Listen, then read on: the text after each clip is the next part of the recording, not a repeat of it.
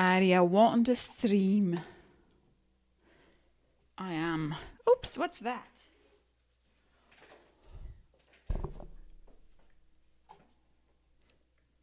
Hello, here I am. Welcome. It's another day in the neighborhood. We just love that show. It's a wonderful day in the neighborhood. Like Bob Ross. Or is it John? No, Bob Ross. It's a happy accident. Oh, look at the little cloud. Hey, Dean's here. Elaine Marolakos Edelson with Astrology Mojo. Want to help you get your mojo back. And remember, folks, as I adjust here, that the planets don't make you do anything. We live in a cooperation with the cosmos. When the planets make a move, you feel it. When you make a move or bust a move, the planets reflect that by way of aspects and angles in the universe. So essentially, astrology tells you what time it is. That's all. Now, the sun and the moon are not really planets, are they? So they have a little bit more direct correlation to how you are feeling on this earth and what's happening in your life. So what we're going to talk about today, though, is your focus with the sun in Gemini. And I have a chart to show you in a little bit, and Mars in Cancer. But first, let me know that you're here. Who is here to join me today, to chat with me, to share with me? I'm here. Taurus, what's your birthday? What's your sun sign? What is it? What's your rising sign? Listen, if you don't know what that is, Dean is going to post a link right here in the comment section and show you exactly how you can get your complimentary birth chart and a video that I made specifically tailored to your sun sign, just for you. So be on the lookout for that as I talk about things. It's been quite a ride. We are coming up on a holiday here in America. And we want to give thanks to all those people in the world and in the universe who have ever assisted us in moving energy toward health, happiness, boundaries, and a conscious way of being. So Memorial Day. Thank you. Now, just some housekeeping. I will be back on Tuesday because it is Memorial Day weekend. I will be back on Tuesday at 10 a.m. That is Pacific and Arizona time. Just look out for emails from me or posts that I make in Facebook. So, what are we looking at right now? Hi, lovely. You're lovely. I feel lovely because I'm having a great hair day. And Sun in Gemini, that's what we're talking about today. And the Sun in Gemini is, remember, as I said, the planets aren't doing anything to you. But when I look at this, for instance, here are the transits, astrological transits for today, and actually for the rest of the month. We are looking at the Sun in Gemini, Mercury in Gemini, and specifically Mars in Cancer is what I want to talk about. Those things. I've never lived in Houston, y'all. But I think I visited. Did we go to Houston, Dean? Did we ever go to Houston? I know we were in Austin. So Sun in Gemini is basically looking at the focus. The sun in astrology is your focus. Now, sometimes it's equated to a masculine focus because there's proactivity that goes along with it, where the moon equates to a feminine energy, more of a sensation, emotions, feelings, empathy, and checking out your flow, if you've got flow. Because if you're stuck, that's when we look to the sun energy and see what do you need to act on?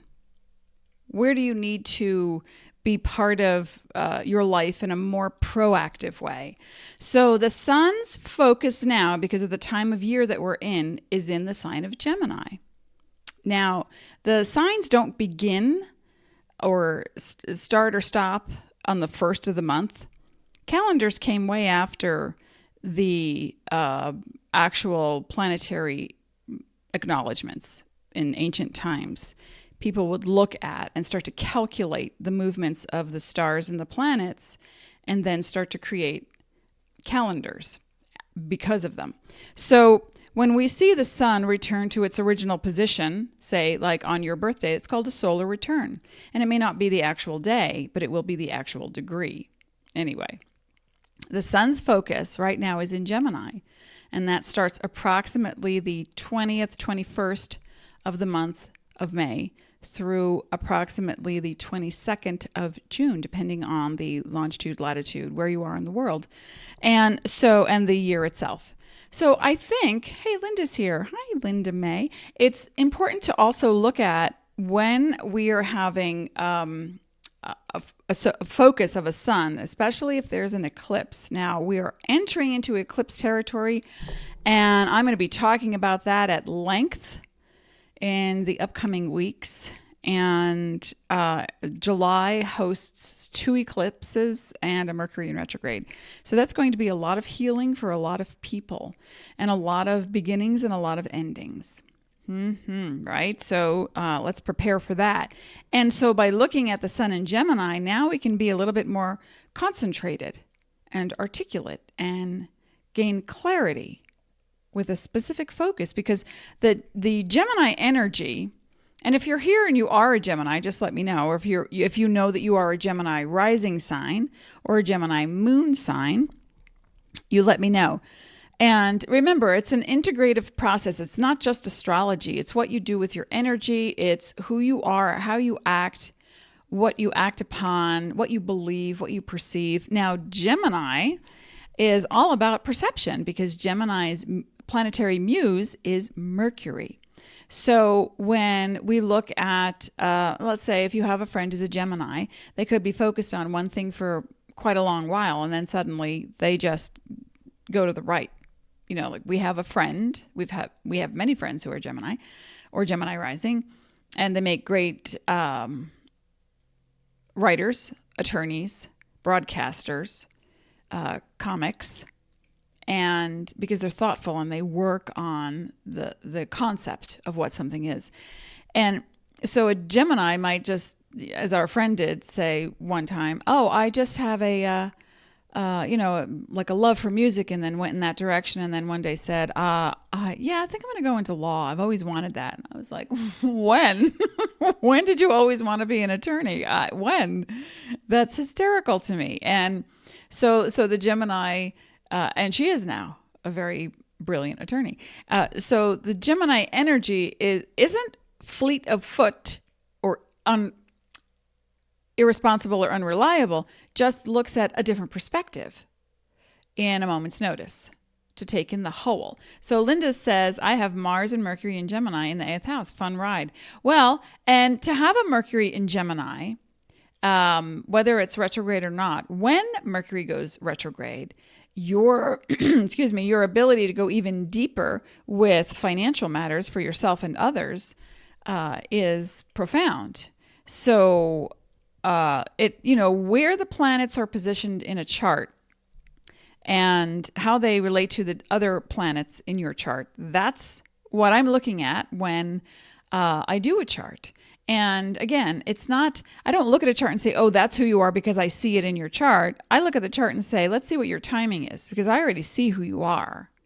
Now we want to see what the planets are speaking about regarding your challenges, your talents. And so that's why I say when Dean posts the link, oh, he might have already, thank you for that, to go to the website if you don't already have your chart and you would like a complimentary chart. And I made videos tailored specifically for you, for every single sign, sun sign. So when you click on the link to get your free chart, you can see where your planets are and the sun sign, the rising sign, and then watch the video. And I'm sure it will help you tremendously to get to know yourself. And this is complimentary. So go ahead and click on that link, and I think you'll find a lot of value in it. So when we look at, and I'm going to show it to you again if you're just showing up, and I'm going to move to the side because I know it's coming. It's going to hide my face. The sun is in Gemini. Mercury is in Gemini. Mars is in Cancer. And we can see Cancer on the horizon only because of this particular chart that I made today. This is not true for everyone. You have your own rising sign based on your birthday and your birth time, exact birth time, and where location you were born in the world. So when I look at the sun in Gemini right next to Mercury in Gemini, what I'm seeing, and with the Mars in Cancer, what I'm seeing is information being delivered that can cause some distress, or information that is shared that can promote a defensive attitude, or information, and just look at the news. Just, think of anybody in your life that you don't always get along with, and, they drop a bomb on you like that. Or you suddenly say, yeah, I've supported this person long enough, emotionally, financially, intellectually. I've done enough favors for them. I'm just going to let them know kindly with compassion that, I'm setting a boundary now. And suddenly, they explode, or they blow up, or they disappear. So there's going to be some information coming your way this week, this month, and especially leading up. We're already in the energy of the eclipses. We're already feeling it. Now, the solar eclipse on July 2nd is in Cancer. And with the Mars in Cancer, this is going to be a pretty profound impact on people. Not because the planet's doing it to you, but because you're ready to release something. So if you could make a list of the top 3 things that you don't want to feel anymore, what would they be? Loneliness, sorrow, resentment, victimization, anger, what are the things you're holding on to? With the Mars in Cancer, it's hard to express these things. So they come out in a passive aggressive way, or they come out sideways. Or if you're a very conscious person who does their best to be kind, considerate, and compassionate, when you see someone coming into your world and you can just vibe it, and that, this is not going to be good news. This person has a lot of baggage. I'm going to have to set a boundary up top. That's okay. That's important. You need to do that. And you know that. So it's going to clue you into the kind of behavior that you have, and also the kind of nurturing you would like to share with the world. Now, sometimes nurturing, when people hear Cancer and all the descriptions of Cancer, it says, oh, Cancer's so nurturing, and, they're like the mom and they want to give to you. Cancers don't always communicate with words. Sometimes they communicate via the law. They are police officers. They are judges. They are cosmetologists. They're hairdressers. They're massage therapists. They communicate through energy. And sometimes they, or food, or finances. They're your accountant, your attorney. They help you with moving ideas around to make the thing fit. Cancers can be very deliberate in how they manifest their energy. And sometimes it's so overwhelming that there's a defense, a barrier between you and the world, or between you and another person, because you're waiting for the sucker punch. Cancer is an energy that you experience. Doesn't matter if you are a Cancer sun, rising, or moon, or have prominent placement Cancer. It doesn't matter. Cancer is an energy that represents, just like the planets represent different parts of you. Cancer represents the part of you that wants to nurture and gets overwhelmed when the nurturing is not received, when you have overdone your quota and you've overstepped your own boundaries, when you feel way too much, but you can't make sense of it. So the defense that comes out is snappish, or defensive, or caustic, or cynical. So when somebody can't, like a toddler, sometimes they don't know how they feel because they're just learning what it means to feel again in a body. So they come out and they exemplify a Mars in Cancer. They have tantrums, or then they're quiet, or they throw things, or they yell and cry, and they can't say what's the fear or what's the matter. So what I think is important is, we have Kate is here, a Virgo. Christine is here. She's Sag. Not have my words heard. And not having your words heard during this particular eclipse is going to be big, because if it's already an issue, the eclipse is, the solar eclipse casts a glow on what you're creating. And then the lunar eclipse casts a glow, shines a light and then casts a glow on how you're feeling. And things that are going on with your body, your environment, with the world at large, how you interact. And so the truth comes out. It's an exciting time if you've been working towards something. It's a very meaningful time if you're letting something go. Could be people, could be an illness.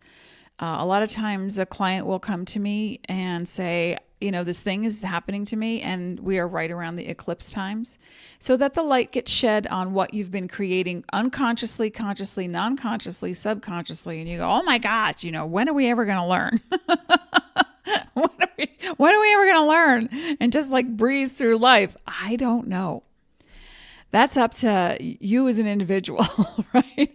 But to have, and Virgo and Gemini, they share their astrological muse is Mercury. So when we have a retrograde, which happens next month, it's going to be even more telling about what your needs are. But for now, this month, and what we're looking at is you getting a little bit more articulate with how do you really feel about what they just said, or what she just did, or what you choose not to do. And then you start head casing, because Gemini energy, being mercurial, will want to change its mind many times until it gets to the truth or how it really feels. But remember, thinking is not feeling. Feeling is feeling. Whoa, whoa, whoa, feelings, right? Who's here? Come say hello while I have my happy green drink. Cancer. Gemini. There is a man who sits in the White House. This person is a Gemini. Interesting. We're going to see on the stage of the world some very unusual, what haven't we seen already, right? But even more stuff come up in July and August. And even this month. So the rhetoric changes, we hope, to some degree. The defense, Gemini can be a very defensive energy as well, because, I think any sign or any person can be defensive. But where Cancer is emotionally defensive and might withdraw or just keep silent or act sideways or use one or two words to lay down the law or explode if they hold it all in, Gemini is argumentatively defensive. And so, because they're using words and they're creating scenarios in their head. Now, I'm not saying every Gemini is a defensive person. What I'm saying is, on the downside, on the down low, the Gemini energy, again, it doesn't matter if you are a Gemini sun, rising, or moon, or have a prominent placement such as a Mercury in Gemini or a Saturn in Gemini. It doesn't matter. What happens is, it's like, you remember those color wheels for Christmas trees? We had a aluminum tree. We lived in a railroad apartment, which meant there was 4 rooms, my parents, my sister and I. So the bedroom was for me and my sister. And then there was a bathroom, a kitchen, and a sliding plastic door to the dining room, which became my parents' bedroom, and the living room. It was all just one row. And since it was not, it was a little bit too much work for my mom and dad to do live trees, we had an aluminum tree and we had a color wheel. And I would just pray for my parents to leave the house and go out somewhere so I could lie on the couch with the Christmas lights on. And we still have Christmas lights in the house all year long. It just felt like my spirit came alive when I saw Christmas lights. And the color wheel would rotate green, red, I forget the blue and a purple or yellow or something. And the aluminum would pick up the light and it would just kind of glow and sparkle. And that's how I feel. That's how I felt. And I would look at that and say, oh, wow, it's like life can be like that. I used to think that life can be like that we could have different colors like a rainbow and just sparkle like that all the time. Astrologically, when the sun moves from one constellation, well, the sun isn't moving actually, but when in astrology, when the sun moves into a different planetary sign, what it feels like is that color wheel. So now we're in a very bright energy. It's very articulate. It's in its head. It's thinking. It's calculating. It's managing.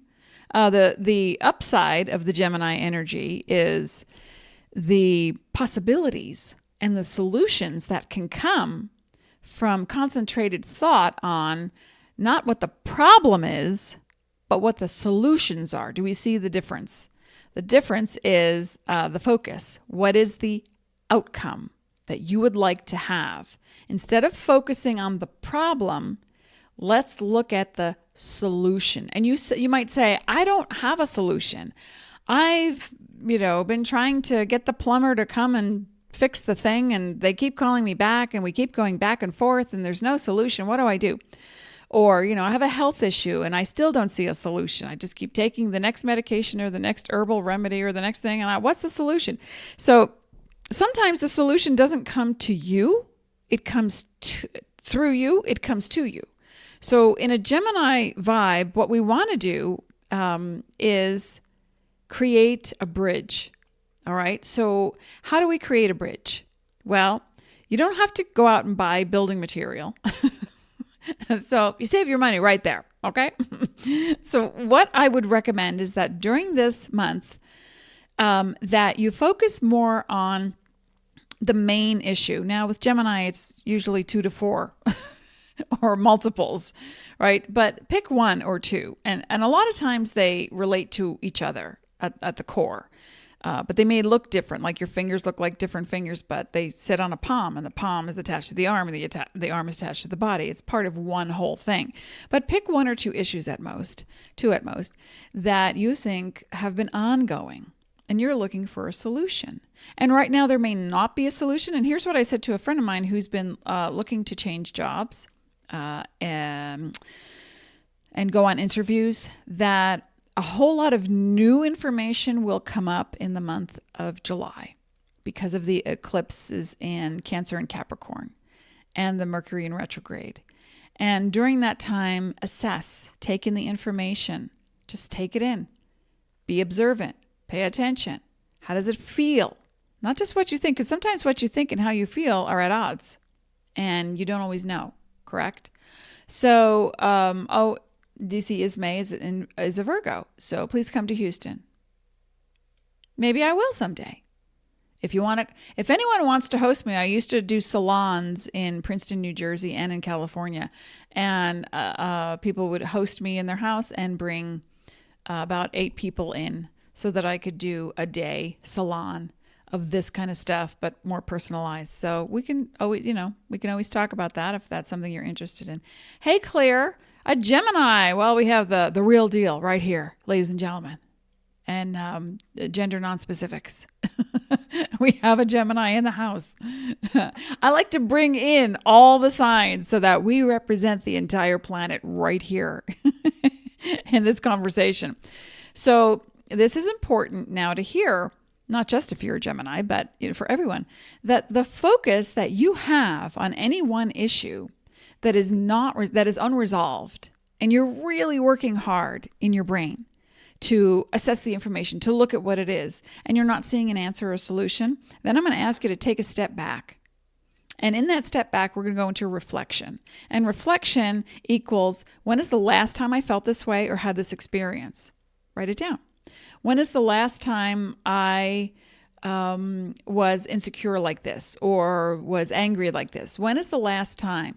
And as you trace back those times, remember we're still in a Jupiter retrograde, and that shows us the 12-year cycle. So go back 12 years approximately within a year and see what was going on around that time. Was I looking for a job then, like I'm looking for a new job now? Was I looking to heal something in my life, my wealth, my finances, my body?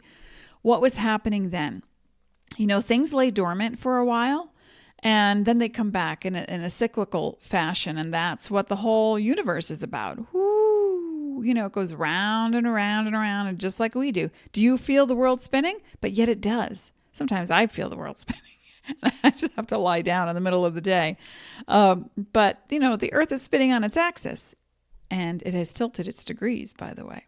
No wonder that summer comes later, longer, winter lasts longer, sooner, whenever, depending on where you live. So the whole point is to come to this place of awareness.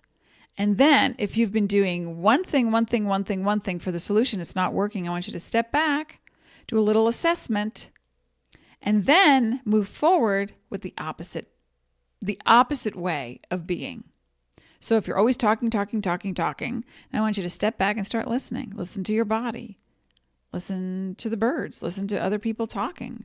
How does it feel? If you're someone who's always in your head, you want to incorporate the feeling state. If you're vice versa, if you're someone who's always feeling, you want to think about it a little bit more before you make a decision instead of acting on impulse or emotions. Does that make sense? Give me a yay or nay. I want to make sure I'm giving you tools so that you can get your mojo back. We are all Mojo Mystics, people.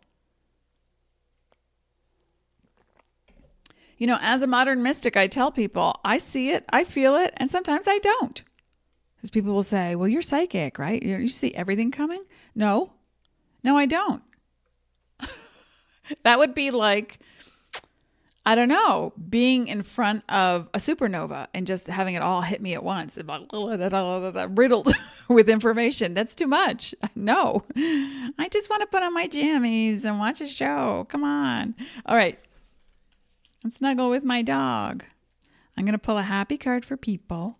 And if you Ismay says, my family had the color wheel 1960s, 70s. Yeah. Cool, huh?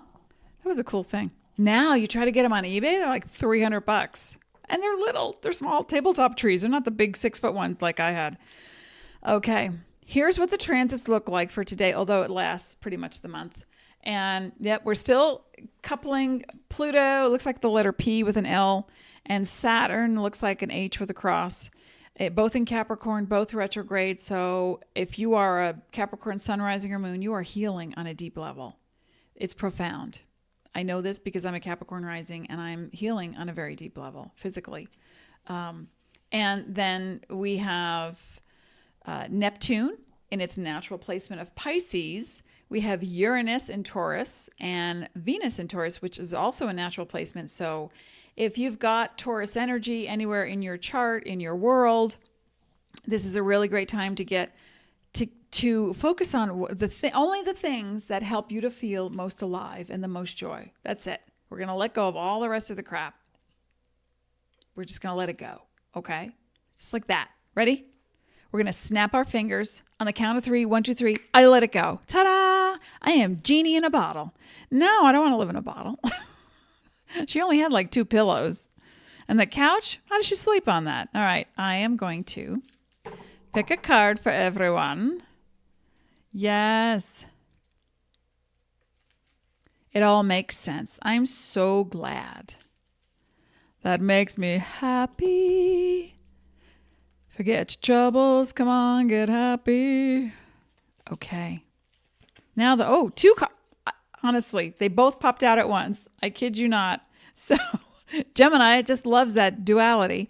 2 cards. Symbolism and love. Love in the afternoon. Where is it? Symbolism. Let's do one at a time. All right. First, there is love, which you are. Okay? You're not a verb. You are love. It is your essence. And then there is symbolism. Symbolism. Let's talk about these. All right. Love is what you are. You are pure conscious love. Welcome to the club. You don't love someone as a verb. You share your love. You are love. So the more love that you recognize for yourself, the more you can put into the world for others. Now, does that mean, you're walking around handing out daisies? Maybe, I don't know, for some people, but it comes with boundaries. It does. You can say no. Sometimes people have this concept that love is such the pacifist. And yes, Yes. But even with pacifism, there are boundaries. And it's absolutely appropriate. We understand this. Do we not? Thumbs up, hearts. I want to let you know. I want to know that you're understanding what I'm saying. You can love someone and share and give. But if you do not allow yourself to get back, then how much love do you really expect from the outside world? That's a big question mark. If you do not love who you are, and I'm not talking about, doing 50 selfies a day because you just love looking at yourself. I'm talking about the love that you know that you are, that you're here to share with the world. We are all here to serve, but not at the sake of ourselves. Are we clear on that one, right? Yes. Yes. Being a Libra is hard. Well, yeah, because you're like in the Gemini camp. It's how much boundary do I set? I don't want to rock the boat. I don't want to be offensive. Yeah, Gemini individuals can be, geared to go. Dictatorial sometimes, and also very opinionated, which translates into, hey, you want pasta for dinner, right? Yeah, because I already made it. It's like, I don't know. I don't want pasta. So if the difficulty comes in at any point, no matter what sign you're married to or what sign you are, we're going to look at what love is. What is love? Love is the essence that you are. Isn't that great? You don't have to do anything with it. Just inhale, exhale, and vibrate that frequency. And as a Libran, hi from Kansas. And I've never been to Kansas either. Or Texas. Houston. Love is not the verb that you are. Love is who you are. It's what you choose to put into this world. And it's all good. There's no right, wrong, good, or bad, actually. So finding that balance really creates a harmony between being okay saying no, right? Is it okay to say no and not go to that place of victimization? If you say, well, I have a friend who is a Gemini, another friend, who went on, who had a conversation with some people, and the person that she was talking to was a guy, and he was very straightforward, very abrupt, and she said she felt like she was interrogated in this conversation. She didn't get to finish a sentence because then he would ask another question, and she was just totally thrown off. And she felt backed into a corner, and she said, I felt naked. Like this guy wanted to examine every part of me, including my vagina. And I said, well, what did you do? And she said, well, I was just trying to be very polite. And I just finally stood up and said, yeah. And, and she set her boundary in a very kind, compassionate way. And I said, okay. I said, an entire stadium of people are now, especially women, are like doing the wave in your honor because you just put some vibe into the world. And by the way, she's a Libra rising. She didn't want to rock the boat. She didn't want to say anything that would cause harm. She didn't want to offend anyone. But this guy was poking in this conversation about morals and ethics and such.